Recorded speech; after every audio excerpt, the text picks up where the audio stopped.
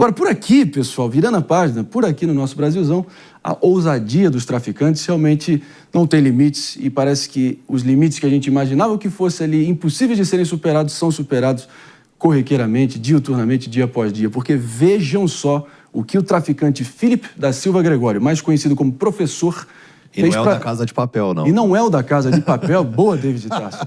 E não é o da Casa de Papel, que fique claríssimo aqui para vocês. Olha o que ele fez para escapar de ser preso, pessoal.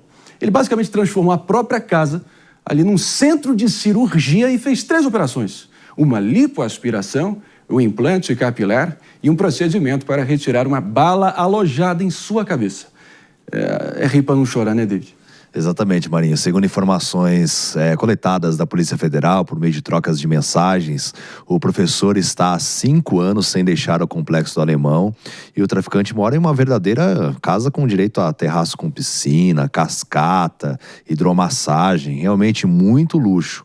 Ele comprou essa casa que fica na área norte ali do Complexo do Alemão e aí fez essas cirurgias também para criar um disfarce e retirar essa bala que estava alojada, e ele é tido lá na comunidade, segundo as investigações, como uma espécie de mentor mesmo do Complexo do Alemão, porque ele financia os bailes funks, ele compra remédio para a população, ele faz uma série de ações sociais no Complexo do Alemão, e por isso também que é tão difícil de se chegar e ter as informações para que possa capturá-lo. E claro, também tem aquela questão da DPF das favelas, que impossibilita a incursão dos policiais para que não haja um alarde entre a comunidade e dessa forma traficantes como esse daqui serem presos, porque ele é um dos principais articuladores do Comando Vermelho, responsável pelo tráfico de drogas, compra de armas, pagamento de propina a policiais no famoso arrego, entre outras ações. Então realmente é um traficante conhecido, mas que não é detido.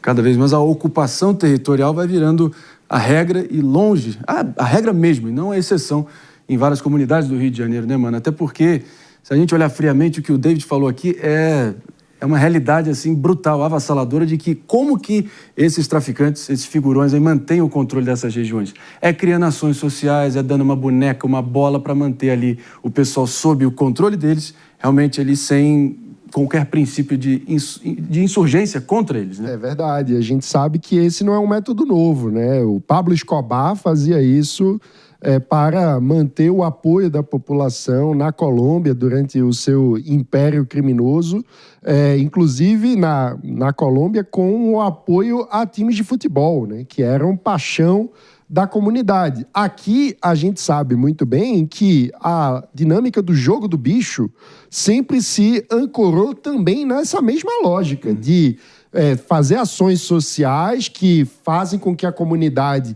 tenha uma simpatia pelos bicheiros e também o financiamento das escolas de samba, que a gente sabe foram por muitos anos e algumas até hoje ainda são, a verdade é essa, dominadas pelas empresas, né, pelas máfias do jogo do bicho e, ao mesmo tempo, são símbolo da cultura da comunidade. Então, isso gera uma relação simbiótica muito complicada entre o crime organizado e as comunidades locais. E a gente precisa pensar maneiras inteligentes de combater isso, porque é muito complicado quando você tem a população, no lugar de confiando no Estado e contribuindo com o Estado, confiando e contribuindo com o crime. E isso tem acontecido no Brasil.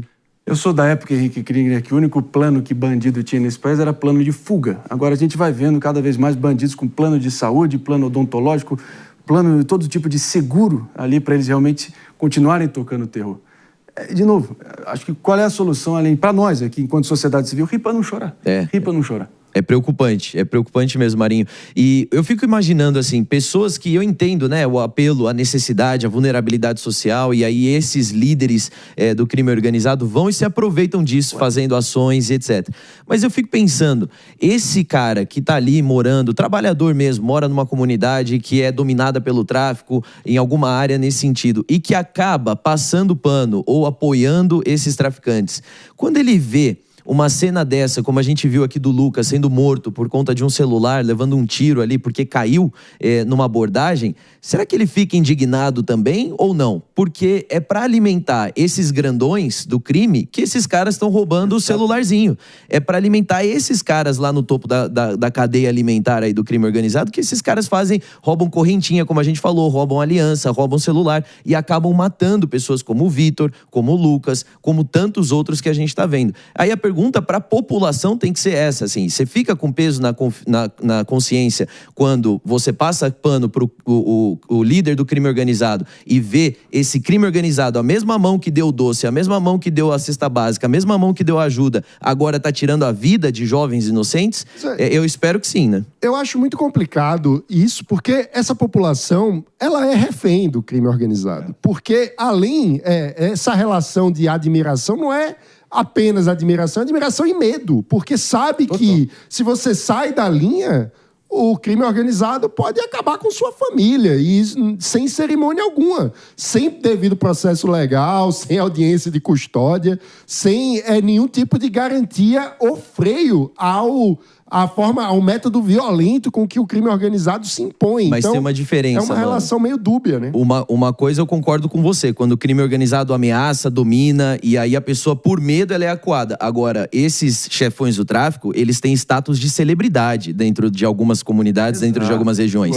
Aí já é um outro nível. A gente já tá falando de gente ali que tá inspirando, e as crianças olhando e falando, eu quero ser assim também, porque já tem todo um status social ao redor. O mais preocupante de tudo isso é de a gente saber onde ele tem a mansão dele, onde o cara tá, onde ele fez a cirurgia, que montou até um centro cirúrgico, e aí a gente não consegue fazer a incursão pra pegar esse cara lá, porque ele tá 5 anos, não é? Começou ontem, aí rapidamente ele montou ali o esquema dele. Não, ele já tá 5 anos naquele local. E nada é feito. Por quê? Porque não pode ter incursão, porque realmente é uma dificuldade tremenda para que consiga prender esses criminosos. E nunca vou deixar de esfregar aqui na cara de todas as instâncias de justiça que participaram disso em algum grau, que a já criminosa, famigerada ADPF 635, que basicamente colocou uma trava nas capacidades das operações policiais, que caíram 60% em 5 anos nessas comunidades, o Comando Vermelho se alastrou e cresceu em 25%. Então, parabéns aos envolvidos, eu acho que é o que nos resta. E agora a gente tem que lidar aí com um bandido, né, traficante, que além de querer deixar realmente a clientela dele chapada, quer deixar a barriguinha dele chapada também com lipo. É inacreditável.